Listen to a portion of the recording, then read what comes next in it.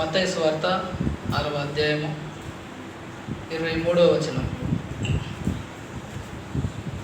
23వ వచనం ఒకసారి చదువుకుందాం. నీ కన్ను చెడినదైతే 22వ వచనం. దేహమునకు దీపం కన్నే గనుక నీ కన్ను తేటగా ఉండిన ఎడల నీ దేహం అంతా వెలుగుమయమై ఉండును. నీ కన్ను చెడ్డదైతే నీ దేహం అంతా చీకటిమయమై ఉండును. నీలో ఉన్న వెలుగు చీకటి ఉండిన ఎడల ఆ చీకటి ఎంతో గొప్పది. చాలు. ఇక్కడ దేహమునకు దీపము కన్నే అని దేవుడు మాట్లాడుతున్న మాట. ఏంటంటే దేవుడు సృష్టిని చేశాడు. సృష్టిలో అద్భుతంగా ఆశ్చర్యకరంగా నరుని చేశాడు. తన రూపంలో తన పోలిక చొప్పున నరుని చేశాడు దేవుడు. నరుని చేసి ఆ యొక్క తోటలో ఆ యొక్క సృష్టిలో మీరు సుఖంగా జీవించండి అన్యోన్యంగా అంటే ఒక స్వతంత్రులుగా వాళ్ళు ఏదైనా తోటలో సంచరించారు.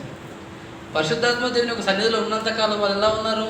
సిగ్గు ఎరగక సంతోషంగా సంచరించారు, సంతోషంగా జీవించారు. ఏ కష్టము ఏ నష్టము ఏ కడగాలో అలాగే ఏది లేదు. ఆ ఏదంటే పండు తినడము, ఆ విధంగా సంతోషంగా జీవితాన్ని కొనసాగించడం. కానీ ఏ రోజైతే వాళ్ళు ఆ యొక్క పండును చూసి దేవుడు ఈ చెట్టు మనం తినకూడదు, తినగా నిత్యంగా చేస్తారన్నప్పుడు ఆ చేస్తారని చెప్పినప్పటికీ మనం భయపడకుండా దాన్ని చూసి ఏం చేశారు? దాన్ని ఆశించారు. ఆ చూడడానికి ఎంతో అందంగా ఉంది, రమ్యంగా ఉంది, చూడడానికి ఎంతో ఆసక్తికరంగా ఉంది కాబట్టి దాన్ని తిందామన్నటువంటి ఆశలో కలిగింది కాబట్టి దాన్ని ఏం చేశారంటే తిందామన్నటువంటి తపన అన్నప్పుడు ఆశ కలిగింది కాబట్టి దాన్ని వినడం తినడం చేసేవారు. దాని ద్వారా ఏమొచ్చింది? పాపం వచ్చింది. ఆ పాపం ఇప్పటికీ మనుషులు వెంటాడుతూనే ఉంది. కాబట్టి దేవుడు మాట్లాడుతున్న మాట ఏంటంటే నీ కన్ను చెడ్డదైతే నీ దేహం అంతా చీకటిమయమై ఉంటుంది. ఇప్పుడేంటి?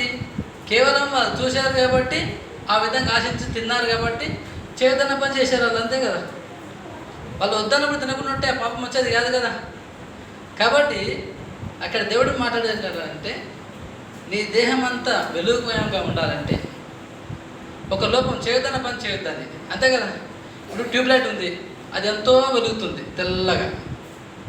ఆ వెలుగుతున్నటువంటి ట్యూబ్లైట్కి ఒక మరక పడ్డది అనుకో, నల్ల ఏదో మసి పూసాం, ఏమవుతుంది? అది ఆ వెలుగుని కోల్పోతుంది. అది ఒక పాపం ప్రవేశించింది అనుకో, అది ఊపే ఉంటుందా? పాపం పరిపక్వం ఏమంటుంది? మరణాన్ని కంటదంట. అంటే ఆశ కానీ ఏదైనా అది గర్భం ధరించి ఏం చేస్తుంది? మరణాన్ని వరకు కనే స్థాయిలోకి అది పెరిగిపోతూ ఉంటుంది దినదినానికి. ఒక మనిషికి కూడా ఇక్కడ మచ్చ అంటుంది ఏదో నల్ల మనిషి, అదేమవుతుంది? నువ్వు ఏదైనా మంచిగా శుద్ధీకరంగా స్నానం చేసినావు. పరిశుద్ధత కోసం నేను సబ్జెక్ట్ అంశం మాట్లాడుతున్నా. ఇప్పుడు నేను స్నానం చేసామంటే శుద్ధిగా ఉన్నావు. మరలాడు వెళ్ళి ఒక మరక ఇక్కడ ఏదో మసి అంటుంది, ఆ మసి ఊకే ఉంటుందా? ఇట్లాంటి చూడకుండా మా దగ్గర నుంచి ఇక్కడ అంటే మన దగ్గర ఎక్కడెక్కడ ముట్టితే అక్కడ మొత్తం అంటుంది. అలాగే ఒక లోపం కానీ ఒక దోషం కానీ మనతో ప్రవేశించిందంటే ఆ దినదినానికి మన పరిస్థితులను బట్టో మన అవకాశాన్ని బట్టో లేకపోతే ఏదైనా అనుకోకుండా ఏదో మన మూర్ఖతం ఏదో విధంగా ఏదో సందర్భంలో ఏమవుతుందో పెరిగిపోతూ ఉంటుంది. అక్కడంటే అంటే ఏదో మన దేహం అంతా చెడిపోయే స్థాయిలోకి అది పెరిగిపోతుంది. దాని ద్వారా ఏమవుతుంది? చీకటే కదా, అంతేనా కదా. కాబట్టి అలాంటి స్థితి అలాంటి స్థాయిలోకి మనం రావద్దని చెప్పని దేవుడు మాట్లాడుతున్న మాట.